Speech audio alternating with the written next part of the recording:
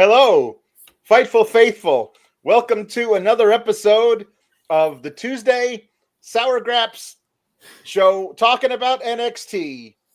It's me, Alex, and also Kate. We're very happy to be here. Thank you, Netflix. Kate, how was your day?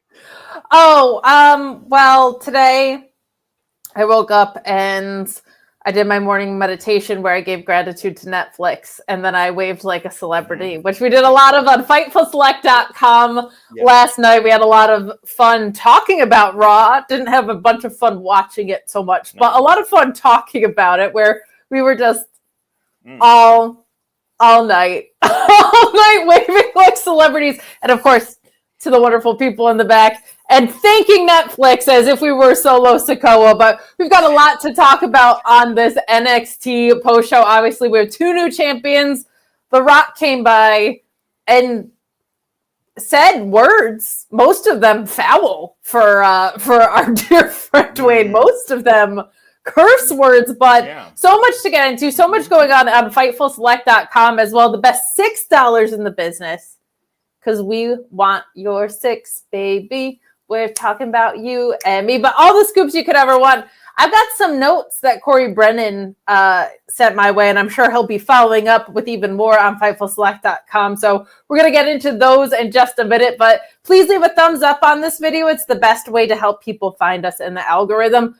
Also, send in those super chats and humper chats. I think streaming service puns are the obvious way we're going after our big Netflix debut. If you have to sink to the depths of doing a Hulu pun or a Disney Plus pun, fine. But what we really want are Netflix puns, because thank you, Netflix. Without Netflix, wrestling would not exist.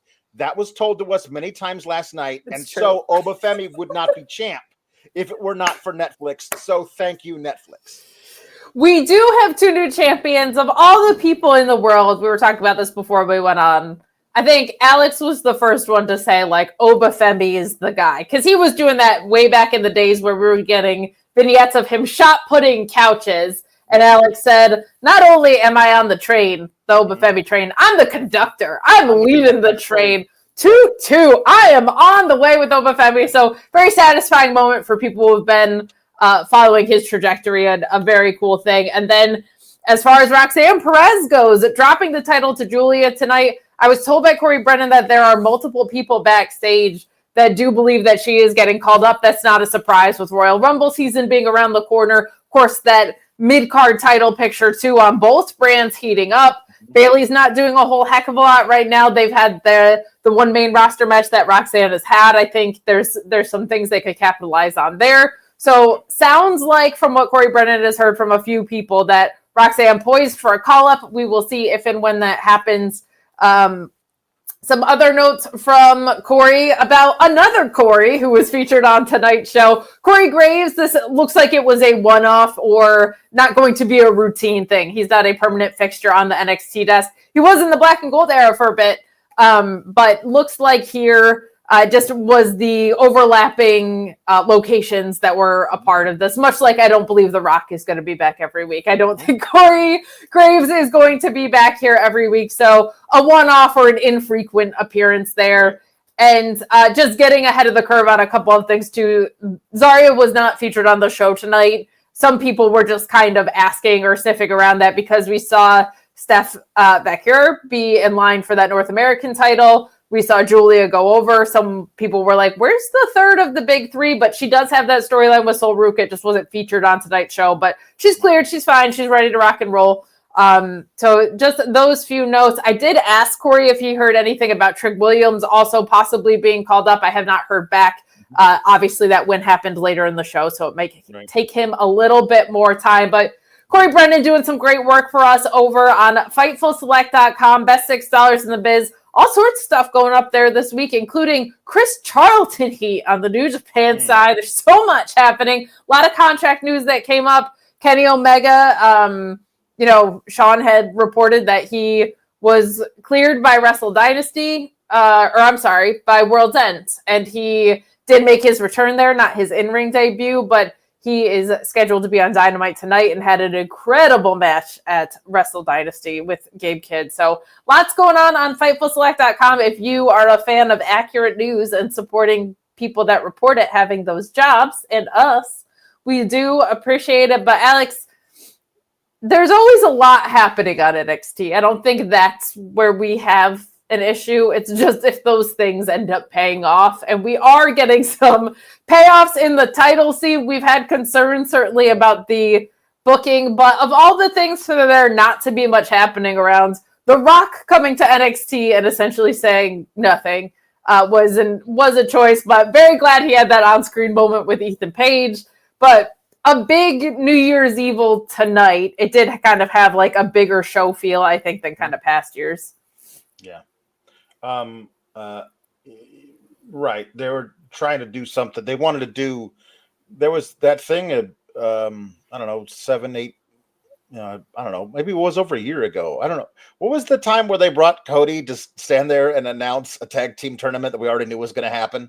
They did that. They had John Cena was on the show. Paul Heyman was hanging out. They felt like they were trying to do that on very short notice with just The Rock. And it, I mean, I don't know how many tickets they moved. There were like lots of good tickets still left and still available last night when they announced The Rock was going to be on. I don't know if they sold out overnight. I mean, if that was the case, then I guess they achieved what they wanted to achieve. But he didn't add anything to the in-house proceedings. The backstage thing with Ethan Page was kind of cool, but like that could have been a pre-tape. Like this was just, I don't know what the hell this was at the end of the show.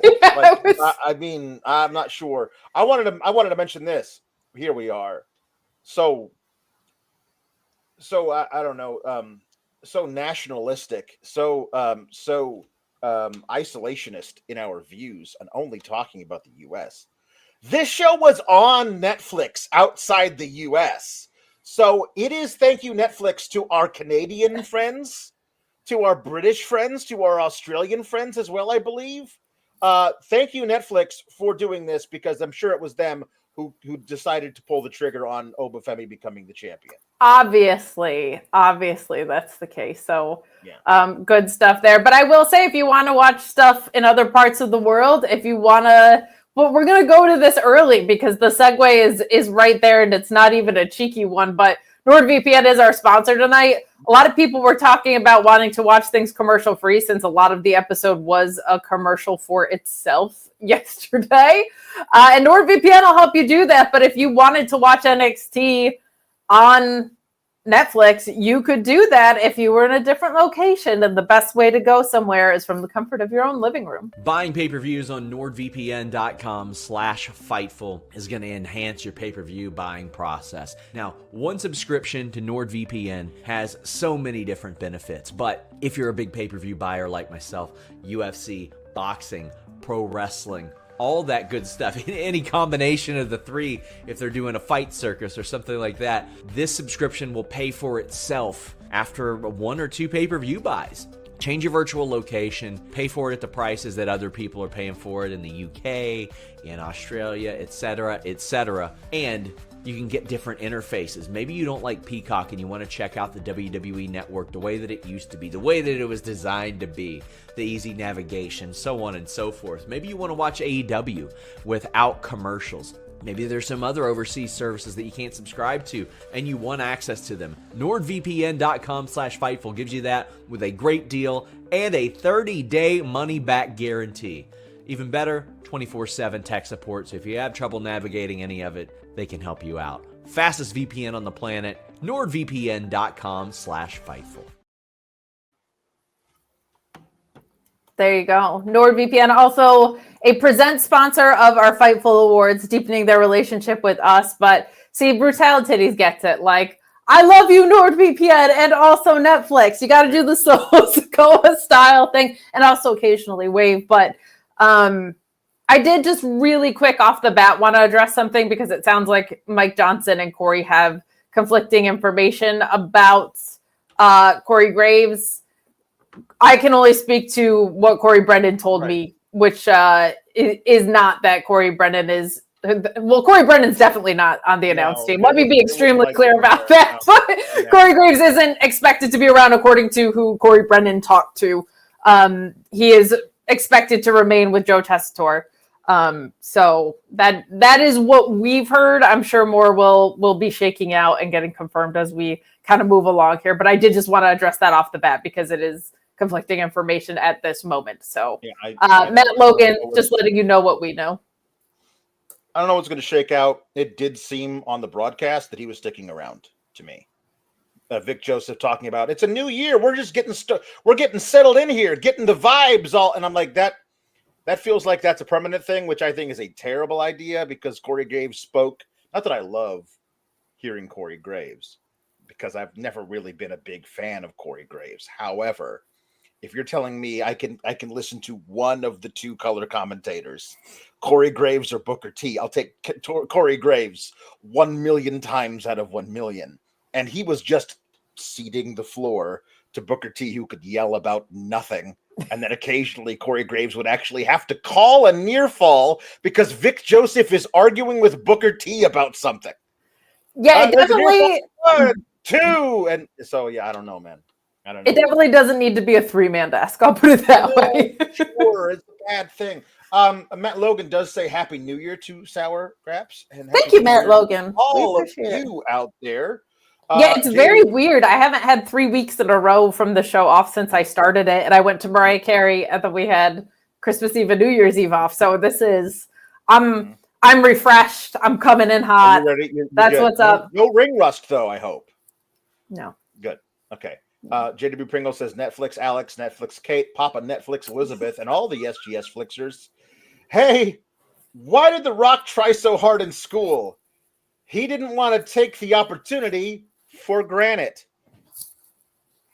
That's very good. That's not even a Netflix pun, but you did precede it with a bunch of Netflix stuff, so we do appreciate that around these parts. And then he says mulch love to Amazing Kalex. Maybe that was a typo, but I don't know. Mulch feels like a springtime thing, but thank you to JW Pringle. I do appreciate that. Yes, here is my conspiracy theory, Kate. Can you do it in the voice of Jesse Ventura? No, it's not a conspiracy theory. Here is my theory. Your Austin theory. They taped the New Year's Eve episode on December 19th. It is now January 7th. So they had 12 days. They had 19 days. I do not believe that the plan was let's injure Eddy Thorpe with a kayfabe injury before the triple threat, have him come in 3/4 of the way through it, brandishing a chair that he never uses to swing at anybody, and then he'll be the one that causes the whole thing to kaput, and that's how we're going to protect Trick Williams. I think they had a plan in place, went away, and then during those 19 days, they started second-guessing themselves. I think they were like, no, that's not going to work. Oh, this is bad. What if we did this instead? Ooh, I have a crazy galaxy-brained idea. What if Obafemi attacks Eddy Thorpe before the thing even gets... Like, it just felt like they had everything set. Then they went away for the holidays, and then they changed everything because what we got tonight to start with, Eddy Thorpe having been attacked on a staircase backstage, and Amy been like, I don't believe you. You lied to me about you being attacked the last time, so I think you're lying now. And Eddy Thorpe being like, no, I'm sorry, I didn't lie.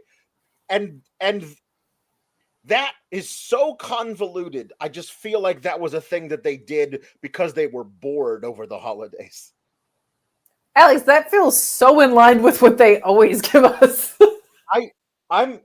This one is specifically bad to me. I think it just hurts you more because it involves Obafemi. It actively hurts Eddy Thorpe, which it shouldn't need to. Just do a triple threat match. There's no reason to not just do a triple threat match. Sure. It was hurt and they had to like kayfabe him out of it. Just do a triple threat match. It was just very, very odd to me that they came up with all of this stuff. It feels very, very, very much like a panic rebook. I agree with you, except I feel like I think it feels in line with what they do because, one, good for Ava. She's smarter than 90% of referees to not fall for it the second time. Except for this time it was true. That's the other thing, is it makes her look like she's jumping to conclusions and not believing her talent. Yeah, but listen, I get it. Fool me once, shame on you. Fool me twice, shame on me, right? But I think they think this is like they tend to do this thing where they think, you've said this too, and I agree, like they think they're swerving us, but what they're doing is just doing something that doesn't make sense. Yeah. Like, I think the first thing with Eddy Thorpe was a swerve. But to your point, it does feel like this was... I live in the great state of Jersey, and to go left, we have to go right. We have to do something called a jug handle. Yes. And it feels like they just can't help themselves from taking the jug handle instead of like being able to just turn left. So I feel like it feels in line with how they normally book, but I feel like how they normally book feels like rushed, last minute, makes no sense booking. So it's hard to say. It's hard to say. I also just don't buy Obafemi needs to take anybody out. But this is the thing, is that's part of this whole thing, why it makes it so unbelievable to me. Anyway, we'll talk more about that later. Ryan Giacchini says that I thought all the wrestlers made great use of their time with them losing so much time from The Rock being there. Great professional show. Yeah, I have nothing bad to say about any of the wrestlers themselves. No, the matches were really good tonight. Tim McFall says, Oba and Giulia are our champs. Thank you, Netflix. It's a Netflix. Thank you, Netflix. And so that's nice. And I love you, Netflix. And Taylor McMahon says, screw Netflix. Thank you, gymnastics. No, that would be if Kelani or Solruka won. Yep. Meet Normus says, Giulia and Oba winning was great. Anything else that happened, I'll allow Alex to handle. Don't worry, I'll handle it. If this were on Netflix, it would be 100 out of 10 in the Tokyo Dome. So thank you, Meet Normus. Except for the women's matches, which would still be at a 4999999. Jambeard says, as a Canadian, I had no ads during matches, nor did I have picture-in-picture, which is a black fade, then quickly back into the match. Wonderful. I think maybe they'll figure that out for next week. Let's find out. I don't know. Find out on NordVPN. You could be Canadian. Yeah, I don't think you get free healthcare with it, though. Sorry. No, unfortunately. Jambeard says, let's go new champs, Team Jobalia. Jobulia. I'm not sure how to exactly pronounce that, but thank you, Jambeard. Nailed it. Jambeard is a 19-month member of the Fightful staff. Thank you so much.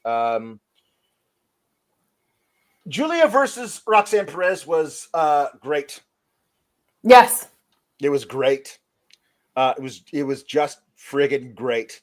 And I didn't even necessarily mind the late game shenanigans because it called directly back to the shenanigans in the first match and helped to tell the story. And it didn't lead to the wrong choice being made. You know what I mean? Right. Yes. So this was just excellent. Like, Roxanne Perez is everything they say she is, and she's only going to get better. She is the prodigy. Like, that's this match was excellent. Giulia is incredible too. What impresses me so much about Roxanne, among several things, is her versatility to work with anybody's ring style at her age is unreal to me. Like, she does not look overwhelmed. She does not look at a loss at any point. And Giulia is a tough cookie to be in the ring with, and Roxanne is small. So, she literally doesn't have a lot of life and wrestling experience to be so good at working with so many different types of ring styles and acclimating what she does so well to all of them. I'm continually in awe of her match pacing at her age as well. She knows exactly when to turn on the gas and exactly when to let things breathe. I hope that when she goes up to the main roster, they just let her be the prodigy. Like some of my all of my complaints really with NXT are just the way that they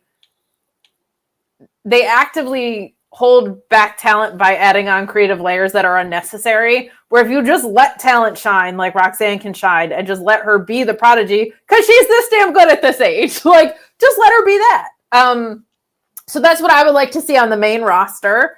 I think this match was excellent, and I do think that NXT doesn't always do the best with how they handle booking title reigns specifically. Roxanne's ring work has at least exceeded expectations in a way that she has a reign where I can look back on stuff and go, that match was excellent, that match was excellent, that match was excellent, where I feel like, unfortunately, and I think Trick Williams is great, but I don't feel like he's been given the title reign until super, super recently to be able to say that match was great, that match was great. Ethan Page, you guys know how I feel about him. He's one of my favorites in all of wrestling. I can't say that about his title reign, not because of the talent, but because of the booking.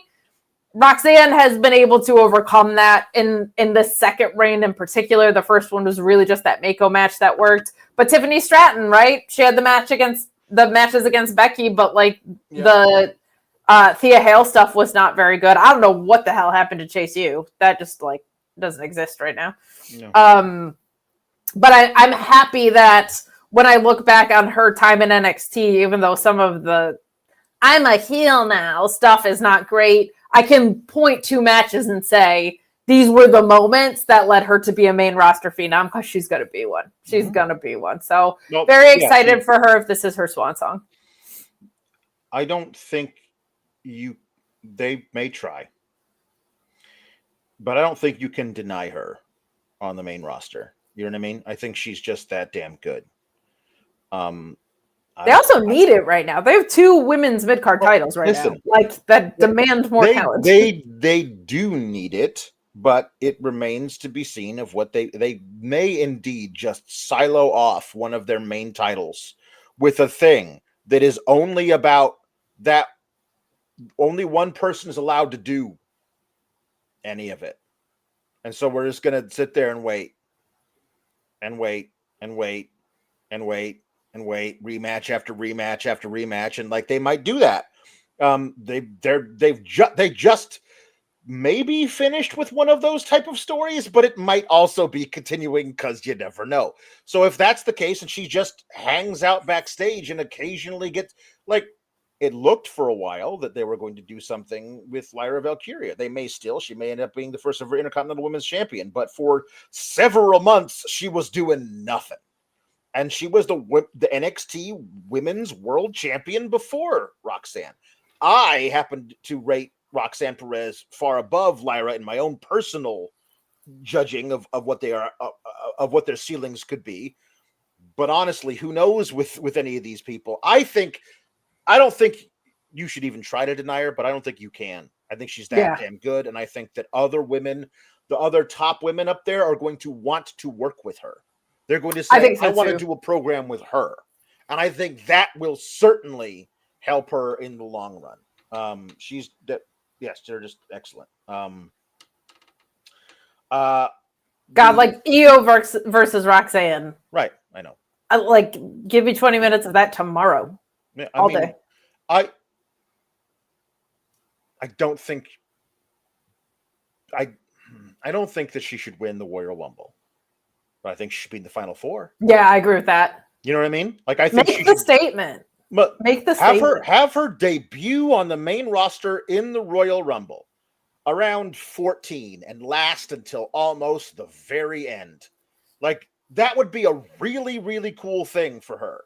I think there could be some really great stuff they could do with her, but she's just excellent. And Giulia, I mean, if this is her indeed her swan song, that's why we're focusing so much on Roxanne. We might not be able to talk with her about her on this show for very much longer, but Giulia, we will be able to talk about for a while.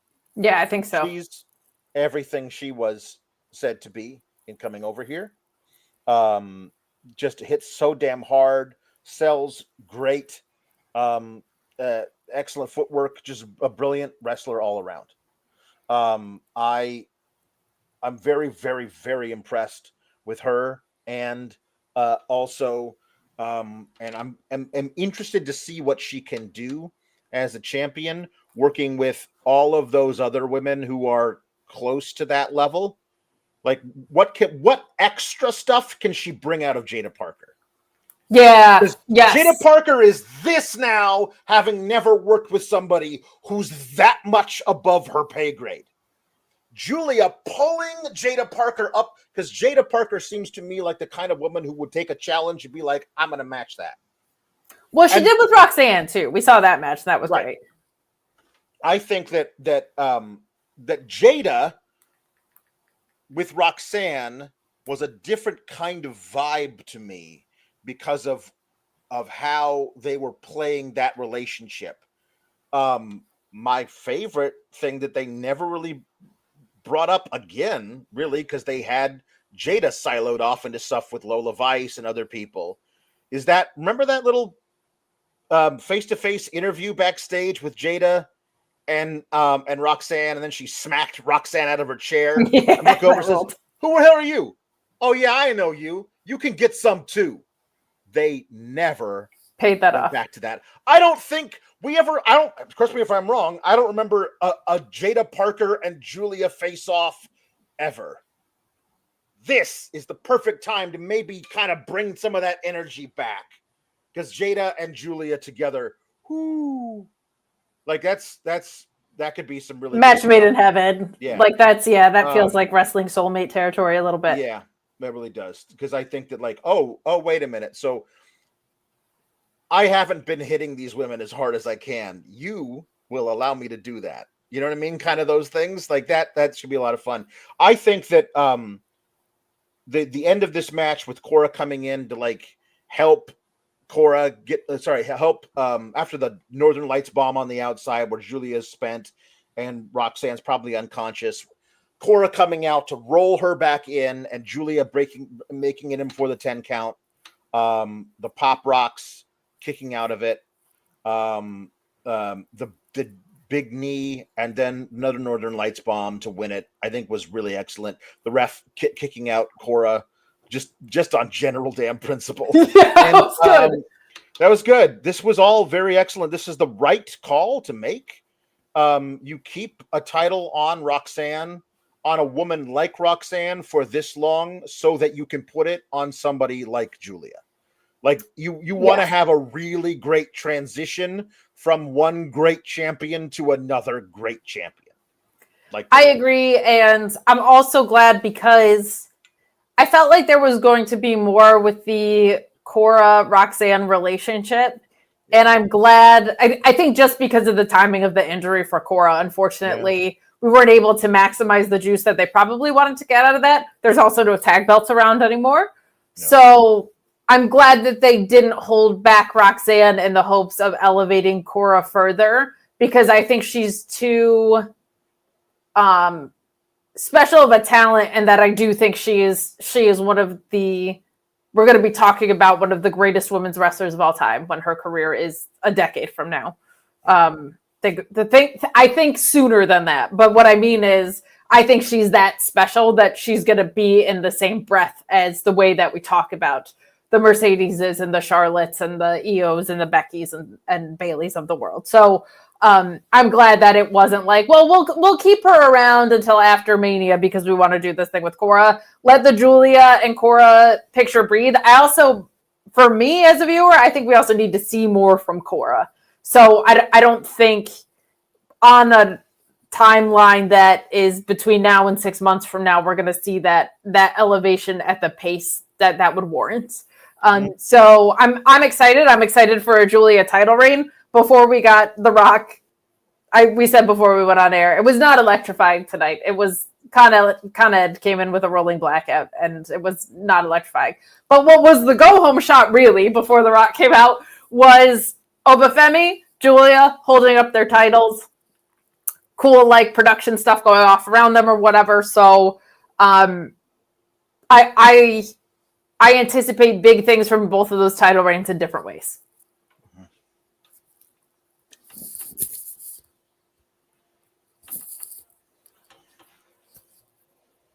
Okay, good.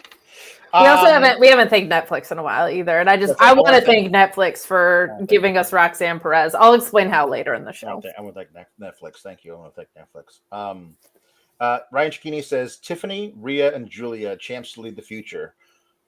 All 3 major women's championships have changed hands since Friday. Yeah, how about that, huh? I loved. Great. And none of them are like. How old is the oldest one of them?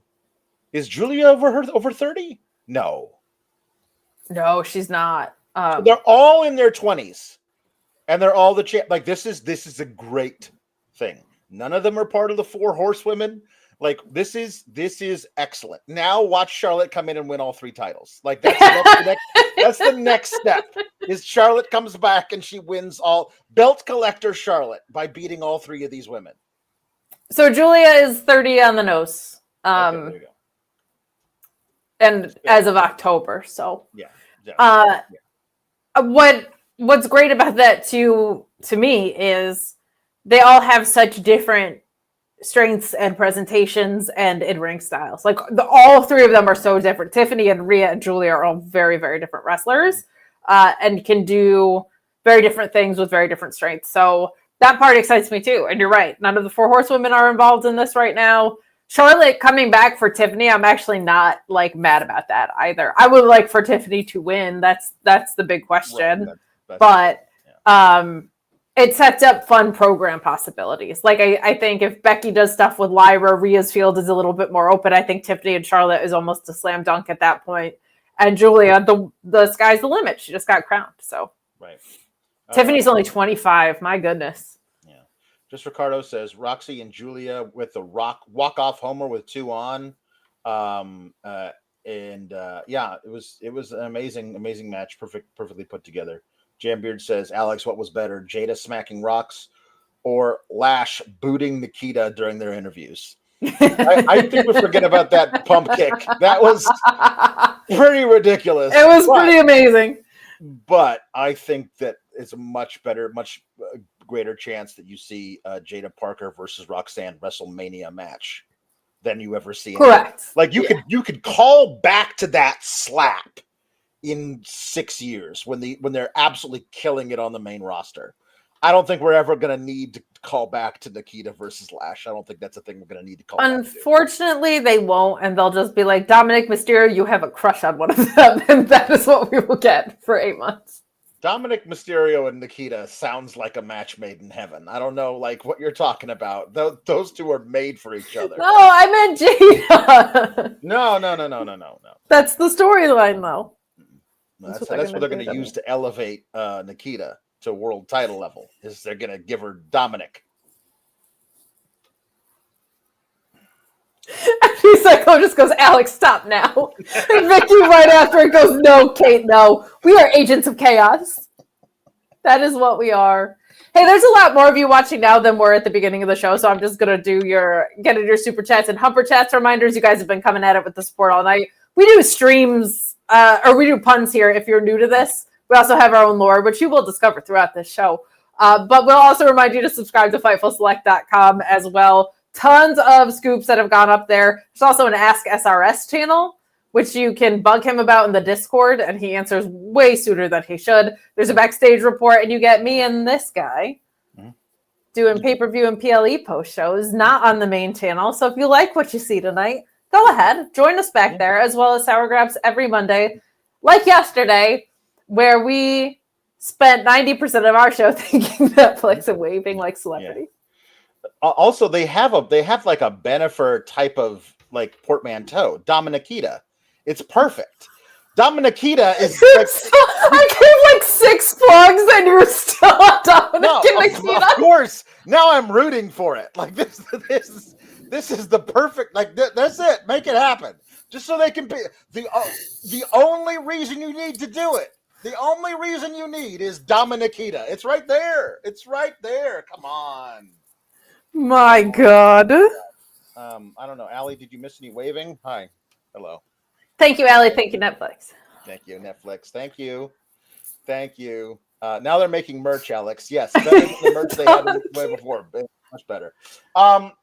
So Yes, Ava thinks that Eddy faked an attack on himself like last time. And they interview Ava a little later. It's like, any update on Eddy Thorpe? There's no update on Eddy Thorpe because he's fine. He's just faking it. And then Oba comes in and is like, no, he is not. I attacked him. I hit him because he hit me with the trophy last week. And so I wanted to give him his just desserts. And I'm like, he got what he deserved. And I apologize for nothing. Like, well, he's got a triple threat match. If it is just me versus Trick, or if he wants to join, I do not care. Nothing will change because I still will be the ruler of NXT. I love Oba so much. Oba attacked a dude backstage and says, "There's no mystery. I did that shit. Me. I did it. I don't care if anybody knows it. It was me. I put my stamp on that because it was me who did that. Who else does that? Nobody else does that. I love it. It's the best. I love you going from your Oba impression to I love Oba so much. He's just the very best, man.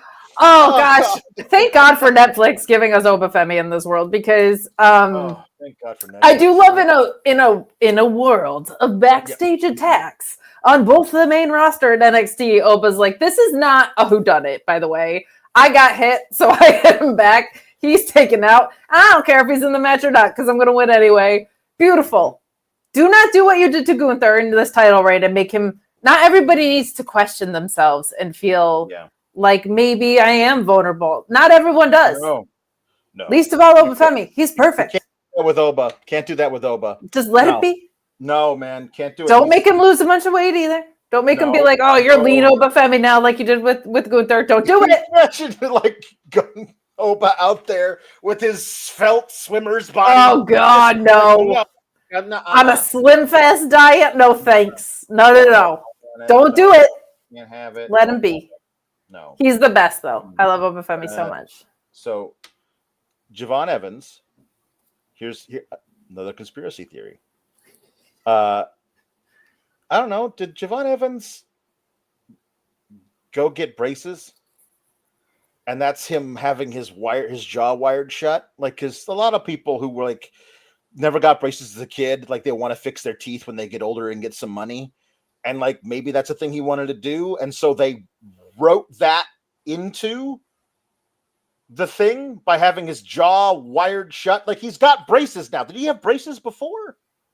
I don't know. Think so. I don't think he had braces before, but now in this particular thing, he's like, Ethan Page, you broke my jaw, and now my jaw is wired shut, and you can see braces on his teeth. I don't think he actually has a broken jaw. They showed a fake X-ray to like prove that he does, but like, I don't think he actually has a broken jaw. But I think that they used this as a way to explain why he has metal in his mouth from now on. At least for that's actually interesting. I didn't fully notice that. I could only think of South Park when they said he broke his jaw. They broke his jaw. They broke his jaw.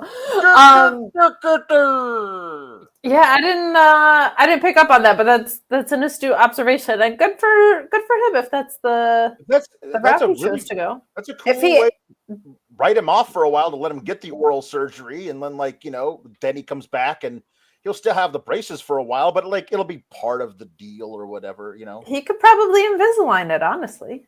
I mean, that is how you wire a jaw shut, but that would be commitment to the bit if he didn't need braces. And they're like, we're going to put some braces on you for the jaw wired shut bit, unless he actually needed to get jaw reconstructive surgery from a different thing, or unless Ethan Page actually broke his jaw. Because, I mean, that's the only other thing I can think of. Out of those three options, yeah. One of those three options, yeah. Anyway. I feel like Ethan Page probably didn't really break his jaw. There you go. They can say he has braces now to fix his teeth that were all messed up after the broken jaw. It's a perfect way to, like, kayfabe a dude having braces. It would be neat if they started to pay attention to things like that. I think that's really cool. Like somebody was like, okay, well, like I need surgery on this thing, so we're gonna write me off with this. Like occasionally they did so. I forget who it was, Undertaker, who like like was up against a wall and they hit his hand with a fire extinguisher. He actually needed to go away and get surgery on his wrist. So they kayfabed a reason why that was now attributable to a specific guy, so that when he came back, he could take revenge on that guy and rip off the cast. And like that, I like when they actually give you a reason that why we're actually doing something in kayfabe. In reality, I've had this thing with my wrist for a while, but now I kind of need to get it fixed. Okay, cool. We're going to make it be a storyline for why. And honestly, this would be kind of cool if they did that with Javon. Honestly, like, I think it's really cool. And if Javon has the money to, it's probably because Netflix made that possible. So just Netflix, thank you, Netflix, thank you, Netflix, for that. Thank you, Netflix. This is Sour Graps. For providing dental insurance. Thank you, Netflix. Thank you, Netflix. Javon needs braces, dental plan. Javon needs braces, dental plan. That's a Simpsons joke. I don't know anything. We're being there's been a lot of really good stuff happening, and I just don't want to lose sight of the fact that this is Sour Graps. So I will say this. Trust me. I will say this. It bugs me when any wrestling program, it feels like just decides to be good. I feel like AEW does that all the time. I feel like it happens. I think it's going to happen on the main roster because I think they've been coasting. Mm-hmm. And on Netflix, it feels like they just decided to be mostly good. And did I say Netflix? I meant NXT that time. But it's probably because of Netflix that they decided to be good. Mm-hmm. So thank you, Netflix, for improving the overall quality and honestly my health with this. I think they did this exact same thing with Kyrie, breaking her arm pre-IC tournament. Like she actually had a thing she needed to get taken care of. I think so too, yeah. Wrote her out with that way. Just do that all the time. It's the thing they do often. I like, if this is why they did it with Javon, it's cool. I thought his promo was fine, but like, I will find you, I'm gonna hurt you kind of a thing. Like, I feel like, you can take your time with a shattered jaw with needs to be wired shut. I feel like you could take your time finding it coming back. But agreed. So the first women's North American championship contender was crowned in this match, and they did one later for some reason. So this was great. The four-way. This was Stephanie Vaquer bringing three other women up to her level. That is one of those things that I am really going to enjoy about this era of NXT, is those three new women dragging women up to their level and saying, you hang with me or you get the frig out of the way. Get the F out, like it's 25 years ago. Exactly. Like it's 1998 in the Attitude Era. Get the F out. And Cora looked decent here. Kelani looked a lot more hard-hitting. Like, that's something you're going to have to... You can't just, here's my elbow, here's my elbow, You got to actually lay that shit in if you're going to wrestle against Steph Vaquer and Giulia. Especially Giulia. Like, you got to do it. You know what I mean? And I thought Lola Vice, like, the only one who should have won this won it. Correct. Good. Correct. Sometimes that's a good thing. Sometimes you don't need to do. I thought maybe okay, so do they want to extend Fallon Henley's title run by having her beat Lola Vice and then face Stephanie Vaquer at Stand and Deliver or something? Or do they just want to let's get this belt? Because to me, a 2-woman power trip of Giulia and Steph Vaquer is kind of great. Just kind of excellent. I honestly would love it. It would be so great. You know what I mean? Like, I think so. To your point about the match, my only complaint about it was just like there was no need for Cora to really be in it because she obviously had her sights set on Giulia. So like her being in this moment just felt like a mismatch with what we saw in the opener. That just felt off to me. Kelani starting to lay her offense in, I think, is so important to her development because there's something really cool about extremely athletic, we make jokes, right? Gymnastics.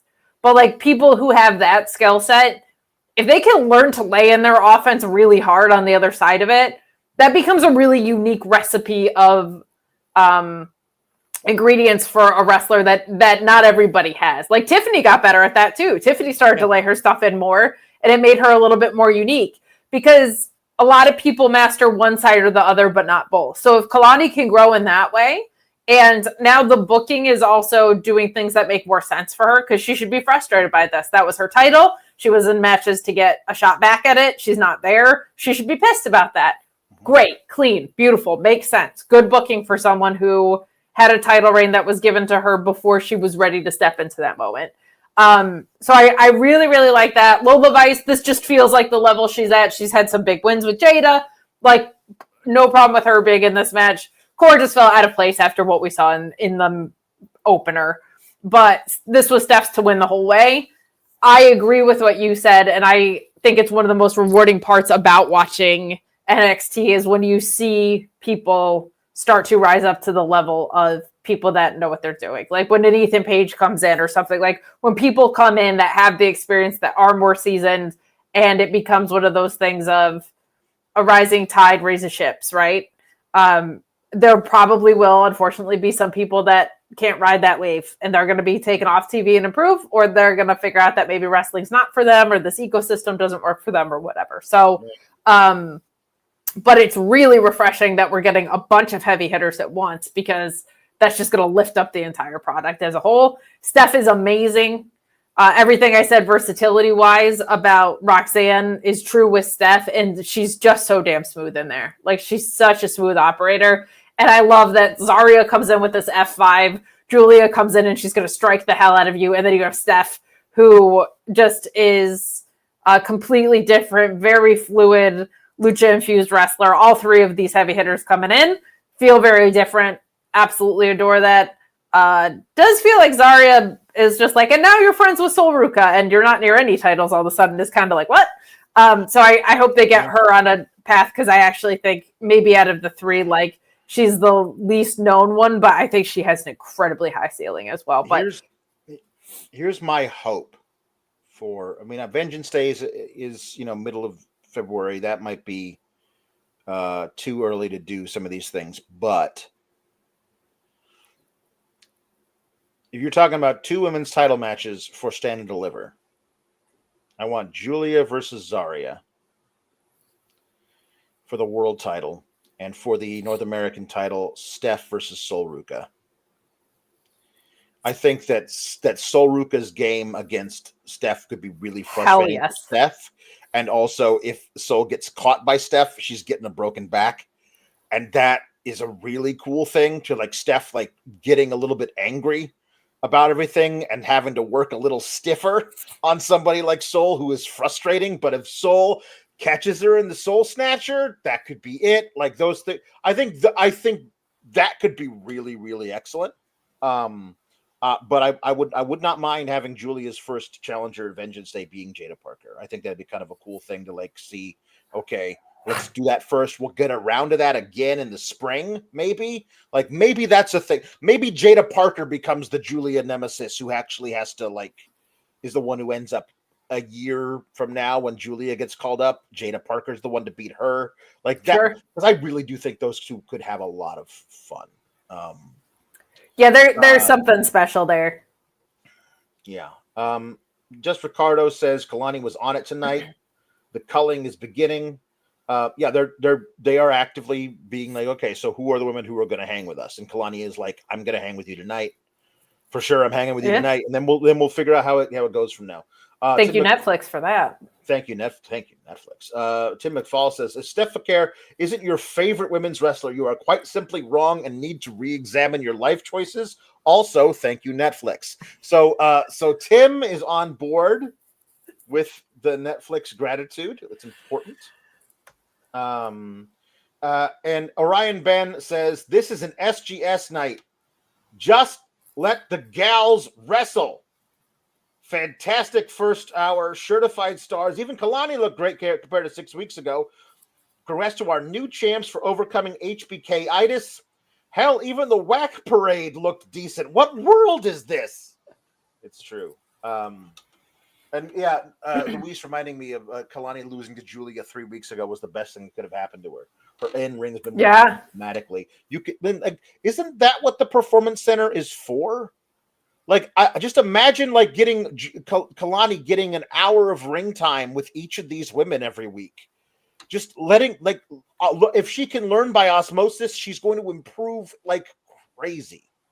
And we're already seeing it, right? So it's like, I was having this conversation with someone, a couple people. This actually came up a few times this week about like black and gold, because if something is good in wrestling, it has to be overrated at some point. Right, and, sure. And was the black and gold era lifted up by the fact that the main roster was in such dire creative straits, and it just was decent? and half of that's true and half of it's not. But to me, when I look at the black and gold era and I say, okay, that was developmental, what's the litmus test for developmental? How many main roster stars do we have out of it, right? Like all of them. So the black and gold era, I feel like undeniably was a success, because look at the main roster. It's full of people that were successful on the black and gold brand, and now I figured out how to translate that to the main roster. When I look at the newer era, I see our women's champ, which is great. I see our IC title champ, which is great. I see Carmelo, and that's kind of it. I mean, we had tag champs that included Grayson Waller, but they don't care about the tag titles, so forget him, I guess. I think he has the potential to. But, like, I think, to your point, like, we have to look beyond that, right? Like, we can't look at, you and I analyze the week to week because it's our job. Mm-hmm. They need to be locked in on how are we actually helping these people improve, and what does the TV do to help them move along. And I think one of the most detrimental things that they did was give Kelani that title. And I think this is a much more interesting story for her. And to your point, we're seeing her rapidly improve without the title. So I feel like they do things so backwards sometimes. I don't work there. I don't know what's going on there. I can't speak to anybody's attitudes or anything like that. But when I look at the product and I look at what the overall mission statement of NXT is supposed to be, which is to create and mold the stars of tomorrow, I feel like they go about it in some really wacky ways on screen. Mm-hmm. And it feels like maybe the past month and a half or so, they started to straighten that out a little bit. But my God, you have Giulia as a champion. You have Obafemi as a champion. Just book successful title reigns that aren't so freaking goofy all the time. Yep. And I think it'll set things miles ahead. Yeah, I agree. Von Wagner, sorry, Empty Cycle said Von Wagner was there for 2 minutes. He's like my favorite main roster thing, because he stood there in a segment that nobody acknowledged him. Except Sami Zayn, kind of, and it felt like Sami Zayn was like, are we in his general direction, and he might have been looking at something on the wall. We don't know. You know what I mean? I feel like he was just like, this guy is here. like a Christmas Carol type thing. We're like, don't worry, they cannot see us. We are but shadows to them. You know what I mean? One of those, right? Also, DE Byers saying, I love you, Netflix. Thank you, DE Byers. Thank you, DE Byers. I'm so excited to be here. To all of you back there, too. Yes. Remember that movie I was in 1999? Mm-hmm. Out the Mud cut a promo talking about how hard it was for them, and growing up, how they were growing up in Nigeria for Lucian Prince and Bronco Nima, saying I had to provide as a kid for my grandma and my little brother, and you guys are arguing over while playing PlayStation. We're not the same. Where was this story from the beginning? I don't know. I'm thankful they're giving it to us now. Well, because Netflix. Kind of funny that it's coming with a progressive logo on the bottom. You know what I mean? Like, it's not really part of the story if you have to like do the promo with a little progressive logo on the bottom. Like, you could have been telling this story now for weeks. You really could have, but you decided not to. So like.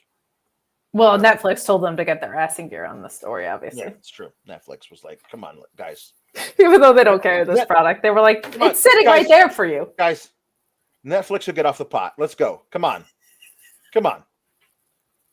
Look, I know we canceled Glow too early, but we do know something about this, okay? Yeah. So they're facing the Blurry Boys next week for the tag titles. Again, I wish they had done more of this with them to build them to possibly, because I think the men's tag division in NXT isn't in great shape, but like It's not in great shape on the main roster either. So, like, the Glory Boys are absolutely ready to be on the main roster. 100% they're ready to be on the main roster. So, if you were to be calling them up now, Royal Rumble season, I'm totally fine with that. What I would do is I would keep them until Stand and Deliver. I would build a team starting now, really, week to week, build them as the right team to beat what they call Fraxium and have them lose at Stand and Deliver and then go up. What they call Fraxium, Which Fraxium, we say with disdain. Which we call here the Blurry Boys because it's a better name. But I do think, yeah. I agree with you, and I also think a great way to help your tag division along is to tell stories within that division. So, like, yes, the tag division is not in the best shape in the world. Doing something more than prove it by brawling in various places is not the way to get it on track. My Kingdom from an American company that can book their tag division properly. Like, honest to God. It's so bleak right now. With some really great champions holding belts. It's unfortunate. There are great tag teams across all brands, all companies, but they're just not being utilized. And Fraxium, DIY, the Viking Raiders, and Private Party all holding tag belts. Mm-hmm. And none of them have good stories going on. Mm-hmm. The Creeds are on the main roster right now. Yeah. But allegedly, Grizzled Young Veterans are employed at somewhere. I don't know. Where would that be? Allegedly. They were New Japan Strong tag champs for a minute, but they also can't book tag programs in Japan anymore. So. There you go. My heart is broken. So. Hello, pretty girl. They crowned in a fatal 4-way #1 contenders match for the NXT Women's North American Championship, because that was the stipulation and the thing on the line. They crowned a new #1 contender to that title. They sure did. The very next match, the champion for which that #1 contendership had been crowned minutes prior was pinned in a 6-woman tag. I promise you it's only this hard if you make it this hard on yourself. I promise. There was have Jazmyn Nix take a pinfall, for God's sake. Like, I don't know why we this is an extra step that you have to do that I guess gets us a Shotzi versus Stephanie Vaquer match, which, all right, fine. But, like, that wasn't the thing. You said this match is for the #1 contendership. Stephanie wins it. Later, minutes later, Shotzi pins Fallon Henley and then says, I believe I should be the #1 contender. And I feel like, no, Shotzi, you shouldn't, because that wasn't the match you were in. Maybe you will get a future title shot. But whether it is against Fallon or Steph remains to be seen, because they have to have their match first. Fallon doesn't get to go, you guys should fight each other and then I'll get the scraps. And Ava goes, that's a good idea. No, you set the parameters. You don't have to go against them because the champion told you to. That doesn't make any sense. They just love to pin champions as a way to set up titles. It's so weird. They did that with Yeah, no, man.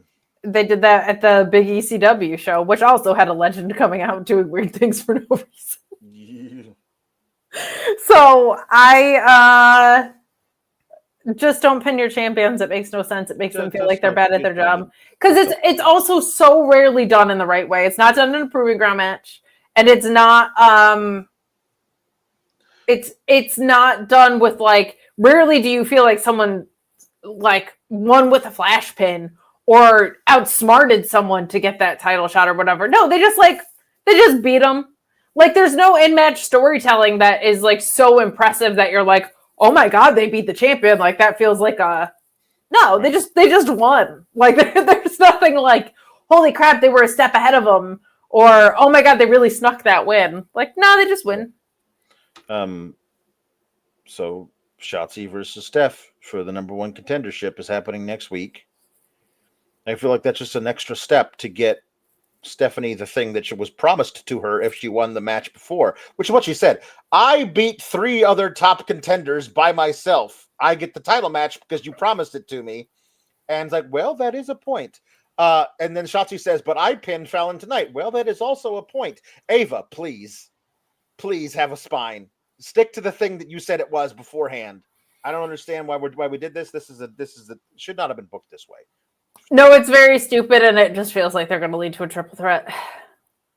Yes, it certainly does, doesn't it? The 6-man was fine. I don't, this is good stuff. Yes, Gigi and Shotzi feel like they are a main roster tag act right now. If you actually start booking the women's tag team titles like something, like next week, we get the Unholy Union, which is so weird. They're not vampires anymore, so like you don't need to call them that. It's a weird. They should be called Bottle and Speaker. Yes, Bottle and Speaker. You get Bottle and Speaker versus Bottle and Speaker. Wayback Machine. Hold on. Let's see if we still have that in the files. I want to see if we still have that in the files. Is it still in the files? I hope that one didn't get sacrificed. Oh, come on. Where are you? There we go. We're gonna get Bottle and Speaker versus Could be Bottle and Towel. It could Bottle be and Towel. Water Bottle and Towel versus Lash and Chikara, and the winner of that match will get a women's tag team title match. Now, this is a thing that I said a while ago, because now you are introducing an Intercontinental title and a U.S. title on the main roster, and they already don't have room for anything. I said you should do a fatal 4-way with or a triple threat match. One team from SmackDown, a fatal 4-way. The champs, a team from Raw, a team from SmackDown, a team from NXT, and have the team from NXT win. And then take the titles back to NXT and have that be almost an NXT exclusive for about 4 months. During that time, do your shakeout where everybody belongs in the divisions up on the main roster before you reintroduce the women's tag team titles. But they're not going to do that now, obviously, because there's drama about who attacked Jade Cargill and killed her with a car. A backstage attack, you say? No way. A backstage attack, they never do those. Thank you, Netflix. Because that's mostly SmackDown, too. Mm-hmm. Yes. Thank you, Netflix, even though it's USA. See, I didn't get that, why that was it. Anyway, so there you go. Good for Shotzi. I'm happy she's back. I'm happy she's getting a title shot or a possible title shot. I just don't think she should be doing it at this on the same night that Stephanie Vaquer gets a title shot. That doesn't make a lot of sense to me. Why would you do that to yourselves? I don't know. It feels very not Netflix era to me, if we're being so for real. But yeah. Alex. Yeah. We're talking a lot about fighting about the North American title. Uh-huh. But sometimes the fight for attention happens outside the ring. And our friends who sponsored last night's Raw post show and are sponsoring the Fightful Awards have something to say about such a thing. The moves in the ring, that's not where the real battle begins. In today's wrestling world, the fight for attention is fiercer than any match. You need media relations that make headlines, event production that creates unforgettable moments, content strategy that builds passionate communities, and crisis management that keeps your reputation untouchable. Whether you're an up-and-coming superstar, growing promotion, merchandising brand, content creator, or convention maker, Big Smile Co. turns your vision into victory. Trusted by the biggest names in sports and entertainment. Big Smile Co.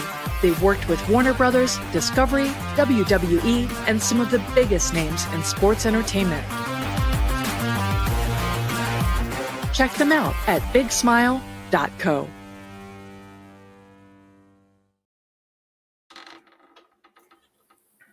head over there, show them some love at Big Smile Co. Good people doing good work. And I did mention the Fightful Awards. We are still taking sponsorships. We're working on getting a date set for that. We have some acceptance speeches on the way. So Caitlin did a new ad. Thank you, Netflix. Yeah, that is, I'm sure, because of Netflix. But the Smile era has begun. Big smile, just like Big smile. Just like we were waving and smiling Big all of yesterday. smile. I feel like we did that a lot on our post show because I feel like that was 90, like it was probably 70% of our post show and probably 70% of the Raw show. So I feel like that's fair. Yeah.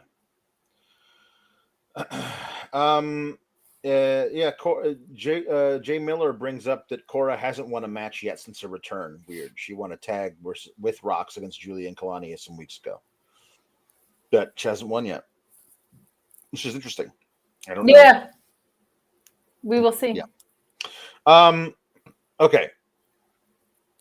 Ava is talking to All Ego Ethan Page. This guy's all ego. This guy. What do you see? What happened to Javon? How dare you? Like, yeah, whatever. He deserved it. Yes, it's horrible, and yet you can't seem to stop playing it on playing the clip of it on every episode. Oh, it's so deplorable. Here, show it again, which I thought was good. But he says that and then it's like blah blah blah. So he's being slightly disrespectful, but here comes The Rock with his stupid fake belt, and he stands behind him. And Ethan Page, apparently huge Rock fan growing up, so this is an amazing opportunity for him to stand there with The Rock. It was kind of cool to watch him there. But he's like, but The Rock again, being glad handy Rock, you're like, everybody here is so nice, and I like everyone, including you. I would like to shake your hand. Payback might be a bitch, though. Anyway, I just wanted to let you know that I told everybody else in the locker room if they need anything to come directly to me, and I'm telling you, if you need anything, to come directly to me. However, I may be the final boss on television, but here, you're the final, but she's the final boss. So if you want to be cool with me, then you've got to be cool with her. Are we cool? Yes, we're cool. Okay. Hey, Ava, who I am not acknowledging as my daughter at all during this scene. What do you think I should talk about for my big promo to close the show? And Ava says, just go out there and you'll get in front of an NXT crowd and it'll come to you. You'll know exactly what to say. And The Rock says, that's some pretty good advice. Just go out there, stand in the middle of the ring, and whatever I'm supposed to talk about will come into my mind, and then I will say it out loud. And I that will be the thing that we end this show on. That was not Ava's best advice. Because he said a whole bunch of nothing. I was heartwarmed by this. I just was happy for Ethan Page, and I thought it was sweet that The Rock got to have that moment with his real life daughter. So it was pretty empty from a content perspective, but I was like, this is a pretty cool thing. Like this is pretty cool. Like The Rock came to NXT and is standing on the screen with Ethan Page and his daughter. Like that. Yeah. That was neat. I liked it better than the second time we saw The Rock on screen because that was weird. Well, that was an hour later, so he had a few more of the old, Did feel like maybe based on the amount of cursing and the lack of structure, perhaps there was some Terramana backstage. Is that what it's called, Terramana? I believe it is a little Terramana, little Terramana. Yeah. I did think maybe they would but if you can come to me, however, because I'm the final boss, but here my daughter is the final boss. No, they're not acknowledging it. Like it's not a thing that they want. Like it's the same deal with William Regal and Charlie Dempsey. Like it's just like, well, that one's even weirder because this was like definitely weirder. But this one is also weird. That one's weirder, but this is weird. It is William Regal's like been on TV a few times now. I feel like if you're gonna have The Rock acknowledge his daughter on NXT television, you probably want that to be more planned than whatever this was. Right. And to me, this had some wink and a nod to it of like, I'm not blatantly saying that you're my daughter, but like there was enough of like, I can deduce that there's a father-daughter relationship here. I kind of wanted to, hey, and a boss like The Rock is proud of you. I wanted to like one of those. I wanted a little bit of that. You know what I mean? Maybe he's not. Maybe he's like, we'll see how your advice plays out later in the show, and then it was horrific. As a father, I know if I were in that position with my young adult daughter, and she was in a very prominent position on this kind of a thing in the same business that I was in, I would not be able to resist throwing it in on "I'm proud of you." I wouldn't be able to resist it. You know what I mean? So I kind of wanted that from The Rock too. Let me see a little bit of The Rock Dad. Let me see a little bit of The Rock Dad in there. You know what I mean? But no, it was just, as a daughter who has an awesome dad that tells her he's proud of her a bunch, it would have been nice. It would have been nice. Mm-hmm. Speaking of my dad, happy anniversary to him and my mom today. Oh wow! Yeah. Wow. You don't get a lot of early January weddings. No, they have like the spring, summer, fall, but like early January is not one I hear a lot of for anniversaries. They were very young and in love and excited to get married, I'm told. So it's very sweet. My dad always like says that his whole life was set up in a very short amount of time because he graduated college, married my mom, and got a job with IBM, and he was with IBM basically his entire career. So it was like the blueprint of his life got set up from the time he was like. That's nice. That is not a thing anymore. It is not. No, it is not. That is not a thing. That is. Not I always used to joke like I can go to my dad for advice about anything in the world, probably except about like how to write a resume because he just didn't really do it. No. No. But yeah, thank you in the chat saying happy anniversary to Papa Paul. Yeah, him and my mom rule. I'm very, very, very fortunate that that is who raised me. Happy anniversary to the Elizabeths. Thank you. We're taking a percentage of that super chat money. Right, exactly. However, before Ethan Page left, the Rock, as Just Ricardo says, Rock smacked Page's sweet Netflix. Honestly, he popped him on the ass pretty good. He did. In acknowledging my parents' anniversary, I can't believe I didn't thank Netflix for officiating the ceremony all those years ago. I would like to thank Netflix for allowing them to be married. For it's so sweet. It's really sweet. Netflix is really the glue that held it all together for all this time. That was I had a lot of fun with that segment, though it didn't really do much. No. Robert Lyle says, nowhere on my 2025 bingo card did I have The Rock slapping Ethan Page's sweet ass. After 37 years of watching pro wrestling, I was finally surprised. What else but to say but thank you, Netflix. Thank you, Netflix, for making that moment possible. Yeah. Alex, it's 11:30 Eastern. Yeah.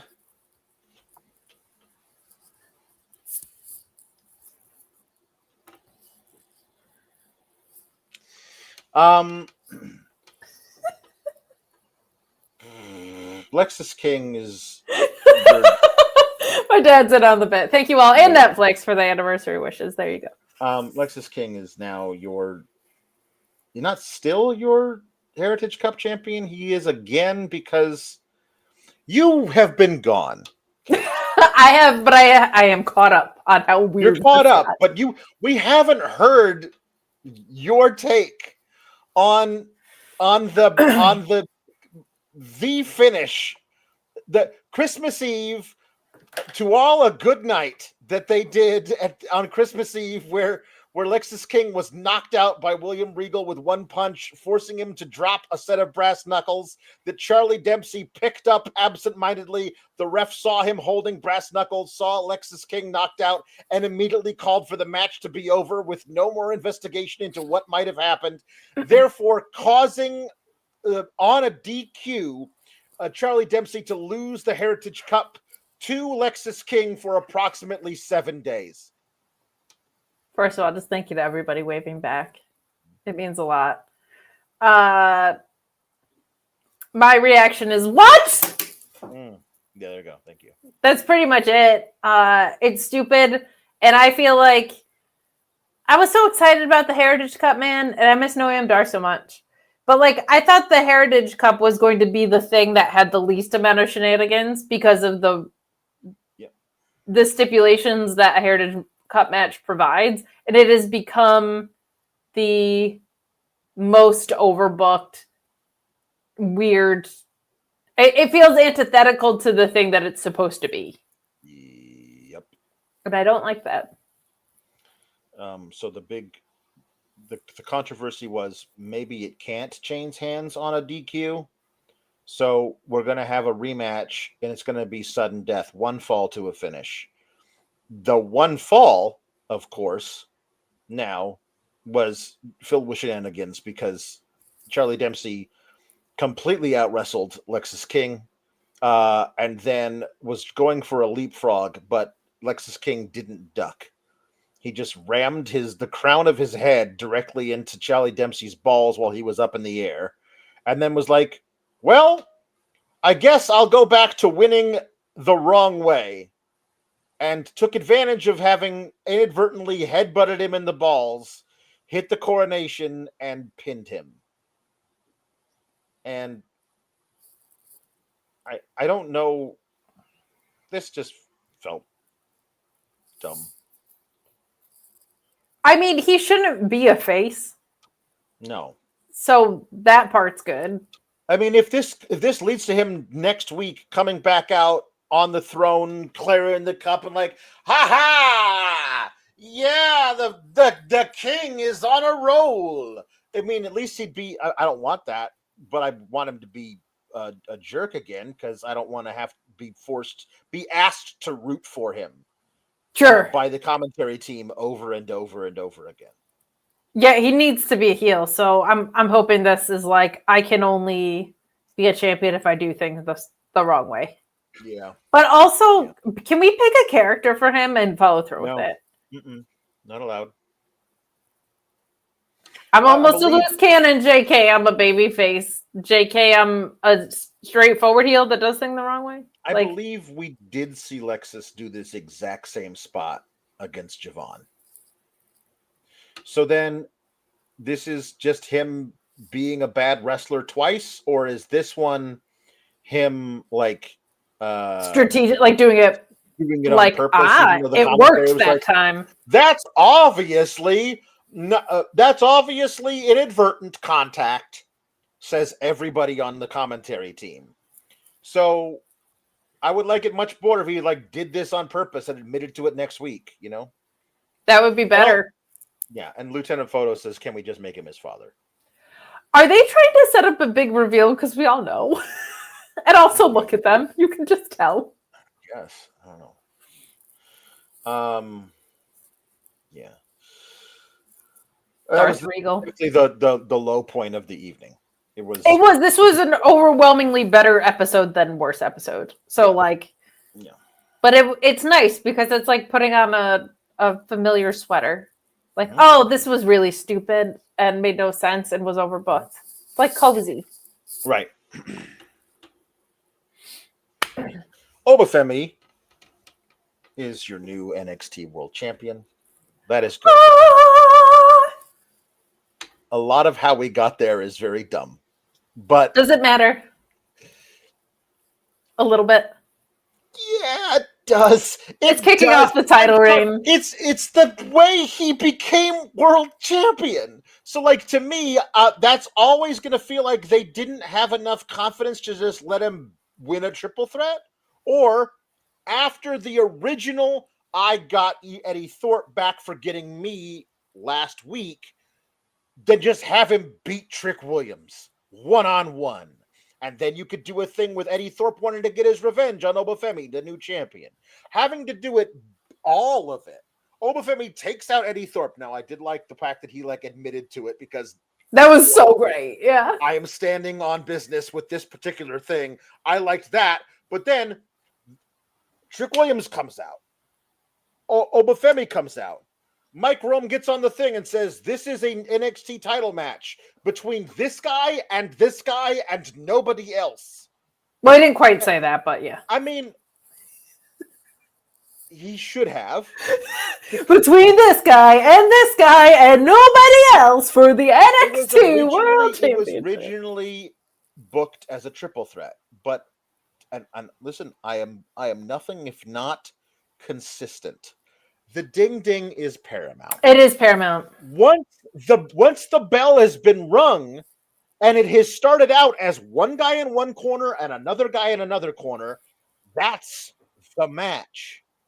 You know what I mean? It's not a tag match where one guy is back in the back and like, I guess I'll face him by myself.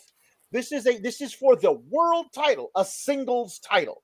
If you're not in the ring when the ding ding happens, you're not in the match. Correct. Now, he didn't attempt a pinfall when he finally got in the match, which, by the way, was, I thought, very well done. Like, Trick got in a lot of offense on Oba, yes, but Oba kept kicking out.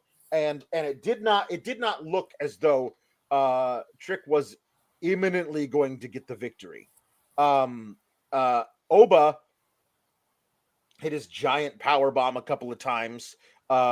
This was a good. I kind of wanted to see what would happen if it was just Trick versus Oba, and let him go a lot longer than they did go. Because we can't do that because we got to get the Rock out here to do nothing for the last 15 minutes of the show. But if they actually let him wrestle a full main event length match, it would have been interesting to me because like I think Trick was doing pretty well and Oba's amazing. So like I wanted to see more of this. But Eddy Thorpe, they show us him coming out of the trainer's room, bringing a chair with him, and then 6 minutes later he finally gets to the ring.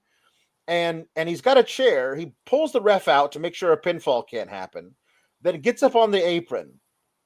And he gets thrown into the ring by Oba, who's pissed at him. And then Oba beats the absolute dog shit out of him for 45 seconds. Gets hit with a trick knee by Trick Williams. Kicks out of that. And then Trick's going to go for another one. But Oba sidesteps it. And at that point, Eddy has finally gotten up and is brandishing the chair and holds the chair in front of his face so that he can kneed the chair into his own face. And then Oba picks up Trick again, hits another big power bomb and pins him. Oba is the champion. That is the only good thing I have to say about the last quarter of the match is that the pinfall went to the right man. Eddy Thorpe, I thought, did a really interesting little like a heel maneuver of you're not giving me what I'm due. I'm gonna get my title match versus Trick Williams. I'm gonna fake an injury. He did all the heel stuff to be cerebral about it. Got his match versus Trick Williams, which I thought he looked very good in. The double pin thing was frustrating, but a triple threat match is a way for him to be able to. He showed nothing. He got in zero offense. I do not know why you would say, let's do a triple threat with Eddy Thorpe, then have him get attacked beforehand, never really get involved until he does, but he never even swings the chair at anybody. The chair he brought into the ring hit himself in the head and nobody else. This makes him look dumb and ineffectual. And I don't think you needed to do any of that in order to make Obafemi your new champion. I think the part that was kind of a bummer for me is the match, which is not always the case at NXT, was actually doing a really good job of balancing Obafemi still looking dominant and Trick not looking weak. They are not notoriously great at that in ring wise, especially on NXT. Yeah. And they were actually in the sweet spot of Trick being an underdog, but not looking pathetic at all. Like looking strong, looking like a champion, looking like a guy who was trying to adjust for this mountain of a man who he was in the ring with, and Oba just getting to be Oba. And I feel like a lot of times when they do things like we got at the end of the match, it's yes, to include other people in the title picture, and yes, because chaos is their preferred brand of way to go about stuff. Mm-hmm. But it's also because they run out of ideas of how to in-match ring storytell that exact thing that I just described. And in their defense, that's a hard thing to accomplish, is to make one guy look dominant and not make the other guy look weak in the process. We saw them struggle with that with Seth Rollins and CM Punk last night. We were just talking about that. Like, Seth kind of looked like a chump by the end of that match because CM Punk just kicked out of everything. So it was, I think part of why that part let me down a little bit was because we were actually, for once, hit a groove with that. And I'm just so sick of this stuff with the world title specifically on the men's side. Like, there has just not been a match between two guys for the title enough times. There just hasn't been. It's always multi-man goofy shit matches. And with Trick and Oba, like, those are two made guys right now. You don't need any of this stuff. And Trick always gets the short end of the stick of it never being about him in the storytelling. Like, never when he's champ, never when he's on the other side of it looking to be champ. So, like, just let Trick be able to. His matches with Pete Dunne were the ones that were like the freest of shenanigans, I think. So that's kind of a bummer. But at the end of the day, Obafemi is your champion. I think this was a better performance from Trick than we've seen in a bit because it did 3/4 of the match did have the room to just let him be a wrestler, which I think is really, really good. And overall, I enjoyed it, but it is kind of like the NXT rhythm we fall into of it was great, and then the ending detracted from it instead of enhanced it, which match endings are supposed to be the punctuation marks on. It was great until the ending. Yeah, and that's the story of our life. The way it works. I just don't think you needed any of it in order to get where you were going. You didn't like. You could have a triple threat match protects Trick Williams. Yeah, a straight up triple threat match, and there's a lot of interesting stories you can do, like having Oba be pissed at Eddy Thorpe because of what he did last week. Like, Eddy Thorpe is being interviewed about this match, and Oba walks up to him and like, I owe you a receipt for what you did to my face with that trophy last week. You will get it in spades in the match tonight. And he leaves. And he's like, oh crap. So he spends a lot of the thing avoiding getting the shit kicked out of him by Oba, and Oba then has to like, and Trick is like, I'm in this match too. So like, I was looking forward to a well laid out triple threat match between three guys whose work I enjoy. And instead, I got to watch a pretty good one-on-one match that was ruined for me by knowing it was inevitable that Eddy Thorpe was going to come down to the ring and do shenanigans all over it. And then they did, and then it kind of, I'm so happy Obafemi is champ. Why won't you let me enjoy the how he became champ? Just book a damn match. A straight up friggin' match where 2 or 3 guys fight each other until one of them pins the other one to the mat for 3 seconds. Why does it have to have all of this extra stuff all over it? Just do a match, and I would be so elated now to be able to talk about it. I really liked a lot of the stuff we got to see from the two of them fighting each other. And I don't get to like focus on that because Eddy Thorpe comes to the ring with a chair that he never even swings at anybody. Like, it's just dumb. You also can't like double Eddie Guerrero in the same show in back-to-back matches, because they kind of did that with the Brass Knucks, like, or not back-to-back matches, but in back-to-back stories. Like, you did it with the Brass Knucks, and then you're kind of it wasn't a full Eddie Guerrero spot. It was actually the seesaw spot. That was the oh my god, who's the seesaw spot guy? Harley Race. Right? Harley Race did the seesaw spot. It was almost that. It was not quite as like Three Stooges-y as that, but it was like unintended chair, right? So, God, Kate, get on your Harley Race knowledge. Come on. Foolish. What you doing? Foolish. Taylor but Obafemi is champion, so hooray. Yeah, Taylor Cannon says, I'm so happy for Oba, man. He rules. Oba does rule. Oh, this needs to be the beginning, as I have said. He would hold the title until Stand Delivered 2026. It is up to you now to figure out a way to get Javon Evans into place to beat him for that title in 16 months. You have 16 months. The story you laid out is perfect, and I hope they do it because it's extremely simple. of the 3-match arc. It's easy, it's beautiful, it's clean. Just do it. When Javon gets back and finally gets past Ethan Page at Stand and Deliver, the next time that that Oba defends the title should be against Javon Evans, and then have 3 or 4 more, and then against Javon Evans, have 2 more, and then against Javon Evans again, where he loses the title.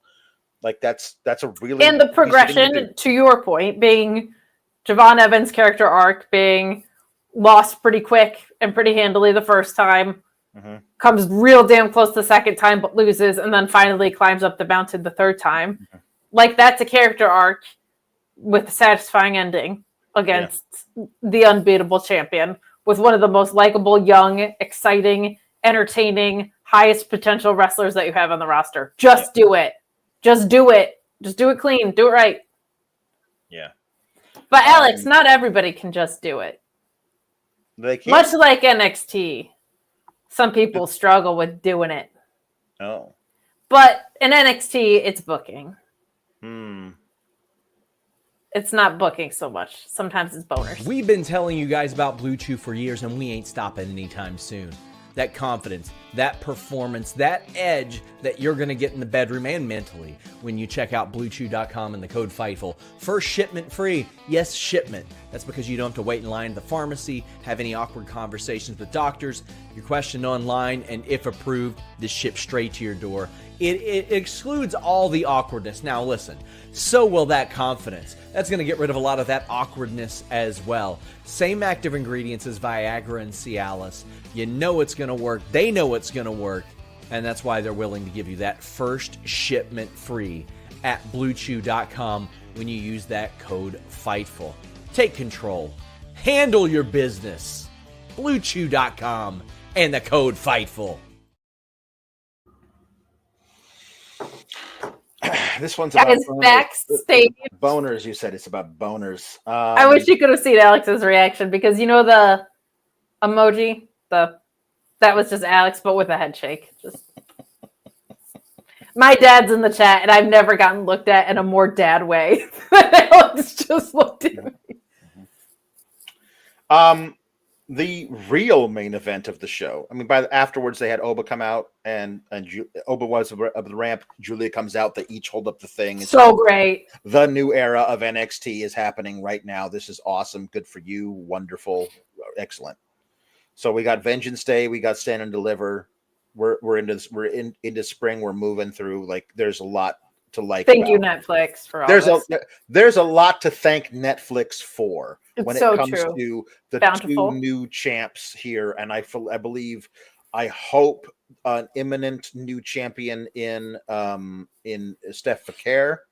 I really enjoy Tony D as the North American champ. Yes. I don't know how much longer he'll be that, but I think that we're in good shape moving forward, especially at the very top.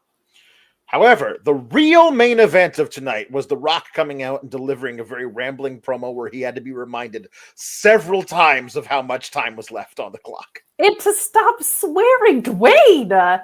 You are an important part of the Moana-verse, and you are just out here cursing so much. I think they said there was 11 bleeps. 11! Gee who? Like, that is, I mean, that is, Jambeard says, Rock said that Ava is the final boss of NXT, but isn't HBK kayfabe still her boss on NXT? I don't know. Who cares? It's just this is my daughter without me saying it's my daughter moment. I think it was just one of those. Yes. Ryan Cicchini says, So he comes out and says nothing. He comes out and just rambles. Well, he clarifies his relationship with Cody Rhodes on NXT. He was very upset by everybody. Apparently, had the same thought that I did from last night, which is, didn't you try to beat that man to death with a weight belt in the middle of a driving rainstorm? And last time you were on screen with them, we're like, you're gonna. Last time you were like, I'm going to slit your throat, Cody Rhodes. Also, I want to do it in front of your mom and get some of the blood on her face. And he's like, hey, say hi to your mom for me. And then he comes out. The waving took over. It was such a wave heavy night. Then he says, everybody told me last year, why are you being so mean to Cody? And this year I came out and I was nice to Cody. They were like, you should be more mean to Cody. I'm like, I'm telling you, Rock, right now, the people who said the first thing last year are not the same people who said the second thing this year. Because last year I was like, yes, you should be not mean to Cody. I mean, the only thing you should be not last year, the mean thing was you just being mean to everybody by coming in and being like, I'm going to be in the WrestleMania main event. It was just booking. It was mean. It was just mean booking to everybody. So, yeah. So instead of doing whatever that, because that's the only new information we got, is that he was trying to be nice to Cody because everyone told him to be nice to Cody. Everything else was just blah, blah, blah, blah, bleep, bleep, bleep, bleep. As it says, is if you smell LLL, that the bleeps are bleeping is the name of this particular segment. Yes. Ryan Cicchini says that this felt like a perfect time to have Eddie Thorpe come out, interrupt The Rock, and say, I'm still upset by what happened tonight. And then The Rock would either rock bottom him, or The Rock introduces new muscle for Ava to protect her from him, like Lance Anoa'i, Hikuleo, Talatanga, like something.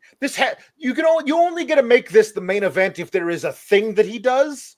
I thought maybe Ethan Page would come out, and Eddie Thorpe coming out was right there, like rock bottom. He rock bottoms somebody. Like he came out and they told him he had 9 minutes left, and he didn't say anything for 9 minutes.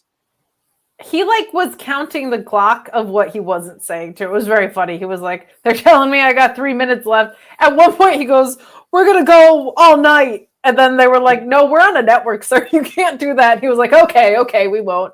He sounded like both our outgoing and incoming president. And it wasn't great. Like he just was rambling about nothing. And, what he eventually got around to was like, it's easy to go see the stars that are on Raw and SmackDown, but NXT is where you want to be to see.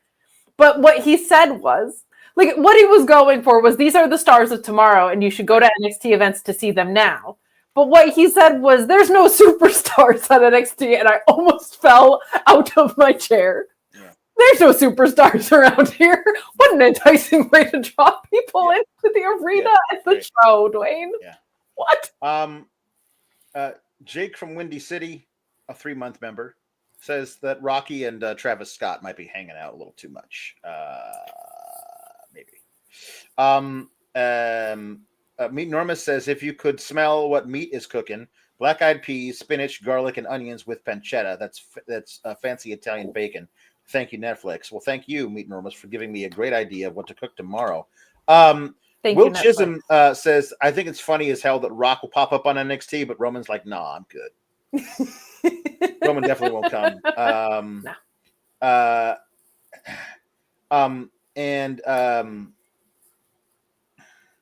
Jambeard says that Santino gave more acknowledgement to his daughter Ariana Grande Venti than the Rock did, and they are on different promotions. Ariana Grace. We haven't seen her for a very, very long time. We haven't. She's engaged to. Have you heard? I have not. Hold on. She's engaged to the Stacks. Hold on. Lay it on me. Have you heard? I haven't. Ariana Grace, our pageant queen of NXT. Of course. She got engaged over the holiday. To whom? You're not going to believe this. I'm so glad you're sitting down. I want the tea. The Stacks. Channing Sex Lorenzo. She is now in a mob family. She is engaged to be married into a mob family. I'm very concerned, but I'm very happy for her. I love love. I love love. I love love. And you love that Tony D because he's always getting you the pastrami from the market. I think I might get an invite to the wedding. +1. Oh, you never know. He likes to bring me to the functions where, because, it's nice. He says, oh my goodness, is this your mother? And says, no, this is Linda from down the street. It's very sweet. It's nice. Very sweet. It's very nice. She was working TNA, so I think she's okay. But Ariana and that character can absolutely be on screen without without being medically cleared. That and Chase U, they were like, it's not really over, but it sure seems like it's over. Justice for Duke Hudson, as I say every week. Sid Elgato says, Kate, have you seen Moana 2? I'd be cursing as well. I have not. Is it out?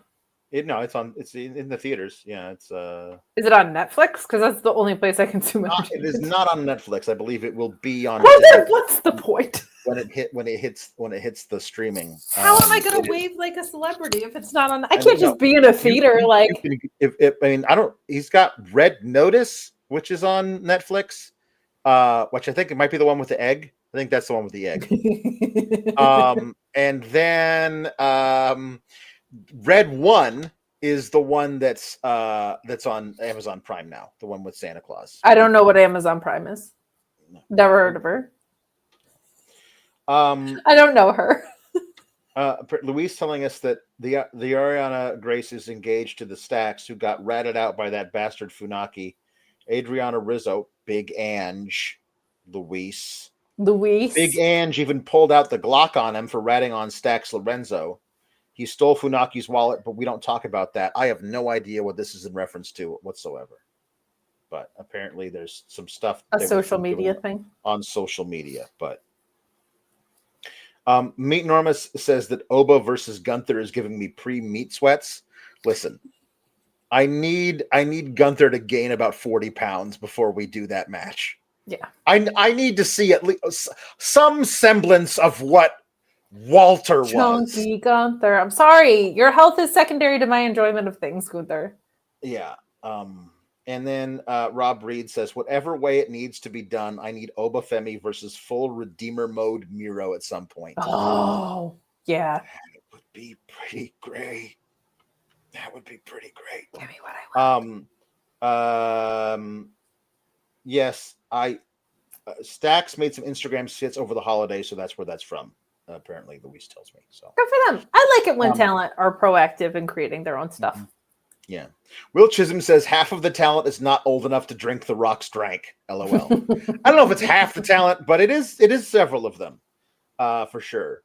And Broadway Joe says that at Santa Deliver, the big tag team split, it's going to be Frax versus Eam. I hope not. The main roster needs babyface tag team so bad. I don't want them to break up. No, for sure. And also, I still hear, it's been multiple years now, I still hear Stand and Deliver in the voice of Pretty Deadly. Stand and Deliver. Rafael Garcia says, hear me out. Obo versus Omas, fat bags of cash money. You can keep that. Nope. Don't want to see any bit of that whatsoever. He's like a half of a tag team champ in Pro Wrestling Noah right now, so I don't know what's going on with Omas, but God bless him.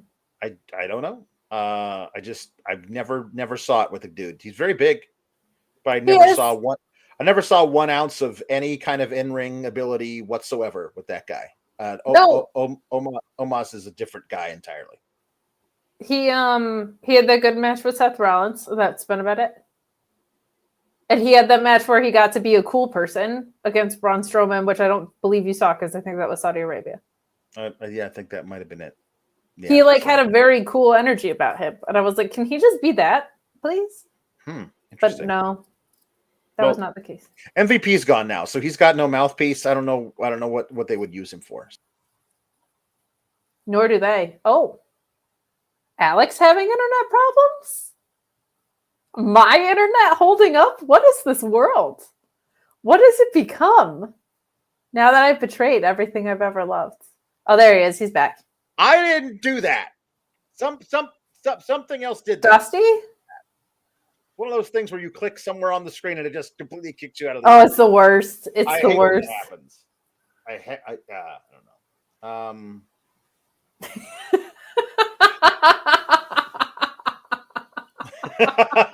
So true. I can't believe that happened. Jim Beard says, I know this is an AEW. This is not an AEW chat, but I have a new idea for women's faction. Harley Cameron with the Iconics. Yes. Yes. 1,000 times yes. There's never an inappropriate time to suggest that idea. I don't care what post show it's on. I could be sitting next to you at an NWA show, and if you think of that, you should tell me. Lieutenant Photo says, I just wanted to say thank you to Netflix for allowing this blessed day to happen to the SGS. I love you, Netflix. Thank you. Netflix loves us too. Paul Elizabeth says, well, does everything really suck? We're frozen here in the eastern U.S. as the Elizabeths celebrate their 47th anniversary. It started in 1978 and yielded 2 wonderful daughters and a wonderful son, J.W. Pringle. I was gonna make a joke about like, well, at least one, meaning my sister, but I'll take 2 and a brother. That's good. All right. Netflix puns. Insert clever Nixon Newell pun. Netflix and Newell. Netflix and Newell's really good. Louisville says Globa Femi. Chris Pereira says Squid War Games. Lieutenant Photo says HBO Maxwell Jacob Friedman. Very nice. Robert Lyle says DeCobra Kai.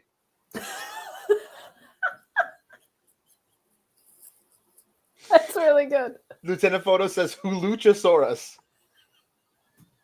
And you shunned Hulu in the beginning of this, but that's a great one. Luis Polito says, wanted a Hulu pun? Here's a Hulu pun. Hulutomo Guerrero. Patch Rick says, Malachi is the new black. That might be my favorite. Malachi is the new black. Meat Norma says, Ozarks, King of the Stranger Things, time to play the Squid Game. Time to play the Designated Survivor Series. Dude Love is Blind. Dude Love is Blind. Those were all great. C. Delgado says the Squid Game Triple H, Vampiro Diaries, Buffering Bagwell. Matthew Hook says Netflix is king, HBO Obafemi, Peacock Dalton Castle. I miss him so much. Insert clever Nixon Newell pun says Nixon Blue Eye Samurai. Very good. Meet Norma says, thank you, Netflix. Without you, I'd be less meaty. Well, that's not really a pun, but yes. Chris Pereira says, Marty Netflix. Jerry Pringle says, Cinemaxine Dupree. That's really good. Chris Pereira says, Carmelo Hayes' finisher, nothing but Netflix. Yeehaw. Tim Gray says, LA Night Agent. The Night Agent is a Netflix show. Thank you, Kim Gray. I saw a preview of that on the Netflix last night. I did not, so thank you for the extra context. Gambit says Netflix Kavana. That's the other thing the Rock said is that he wrestled in Memphis under the name Flex Kavana. He was on one tonight. He was all over the place. Louisville says Bam Bam Bingelo. I like when they're for you and me. And for you, 2B Team 2000. Thank you. Robert Lyle says Sasha Outer Banks. Thank you, Netflix. Blessed be your name. Patrick says BoJack Horse Girl. Reverie's Cool says She-Ra and the Princesses of Powerbomb. Electric Mayhem says screw Netflix. Thank you, Gymnastics. Lieutenant Photo says Mrs. LT wins. Mrs. Lieutenant wins. Here we go. This is Mrs. Lieutenant. Netflix and Giulia Dragunov.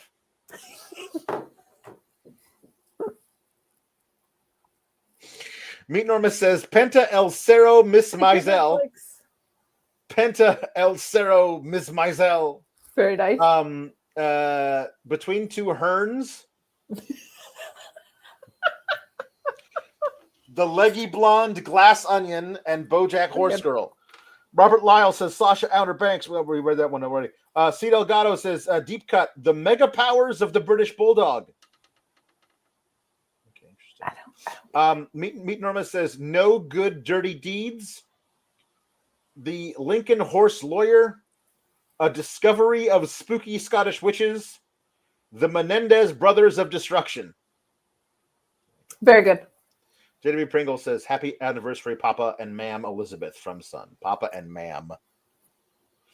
Mama. Okay. We got Jukebox. No more, because we're not going to make it. We're going to try and get out of here before the 2-hour mark. Okay.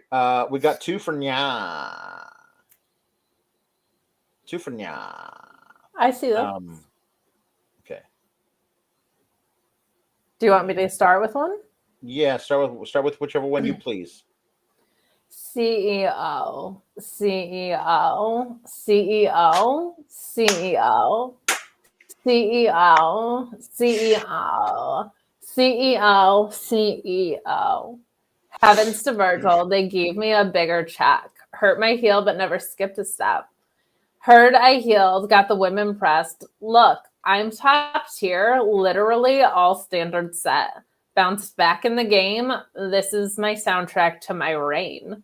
You heard the crowd clapping in praise. Champions belt back on my frame. It's been a minute. Y'all get back when I'm finished. CEO handling business.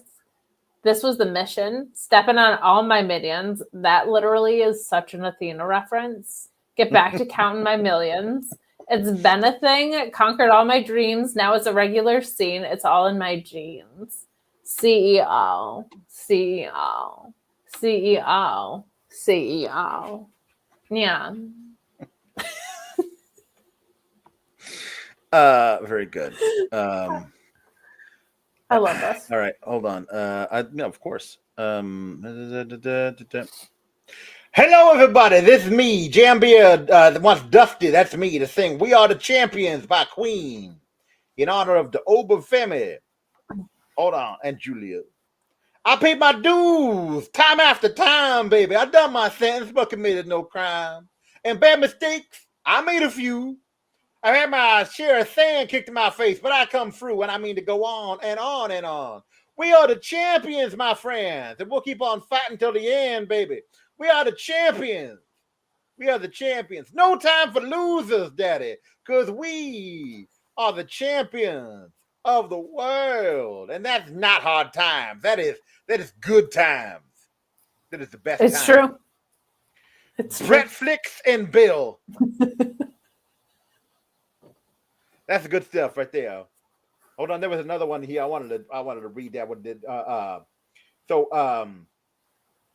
Jambeard says, "How is this for a crossover match? Gresham versus Oba." Ooh. Jonathan Gresham versus Oba would be very interesting. It would. Gresham, he was he's a short man, but he has very powerful legs and also an incredible suite of technical submissions. That might It's true. prove As difficult they say, for everyone's the same Oba. size when you're on the ground, right? That is right. There you go. Right. So Techers forever. You want to do another do the Giulia Hart's theme song as the Nah Girl?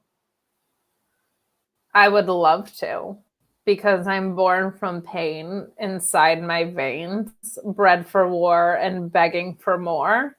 None shall mourn, I am reborn. Live in sin, the house always wins. My heart grows harder, my heart grows harder. Darker and darker, I literally see the truth. My blood flows black with you. Born from pain inside my veins. Bred for war, begging for more. Yeah. It really is just low energy Tiffany Stratton, but I'll take it. It's my wheelhouse. Much better. Much better. It's much better, baby. Hold on. What am I doing? I thought I gotta go back to Great Beyond. Oh, you can go back. We had one from last week that I'll do real quick. Do that. We can't push off a last week one. No, we can't. We can't do that. Hey, Miss Murder. Can I make beauty stay if I take my life? With just a look, they shook and the heavens bowed before him. Simply a look can break your heart. The stars that pierced the sky, he left them all behind. We're left to wonder why he left us all behind. Hey, Miss Murder. Can I make beauty stay if I take my life? This is a very dark song, but dreams of his crash won't pass, how they all adored him. Beauty will last when spiraled down. The stars that mystify, he left them all behind. And how his children cried, he left us all behind. Please don't suggest something so dark next time. It really messes with my energy, which is so very high. Shot Kid 29 says, "I just like to thank Netflix because we're getting a women's casino gauntlet next week. LOL. Seriously, though, can't say how excited I am for it. No, Netflix fed the greater wrestling landscape, which AEW is a part of. Ergo, thank you, Netflix, for your contributions to the Casino Battle Royal. I hope you are in it as an entity and you win. Netflix should win the Women's Casino Battle Royal. Tom LaValle says Ricky Rainbow to sing Flash by Queen, but instead of saying Flash, say Obafemi every time. That feels like a creative, like over management. But you do you, boo. Obafemi, oh, savior of the universe. Obafemi, oh, he'll save every one of us. Obafemi, oh, he's a miracle. Obafemi, oh, king of the impossible. He's for every one of us, stand for every one of us. He saves with a mighty hand. Every man, every woman, every child. It's the mighty Obafemi. Obafemi, oh, Obafemi, oh, he'll save every one of us. Just a man with a man's courage. You know he's nothing but a man, and he can never fail. No one but the pure at heart may find the golden grail. Oh, Obafemi, oh. Thank you.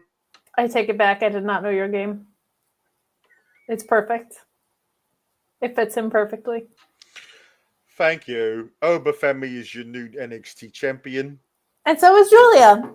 And Giulia is your NXT women's champion.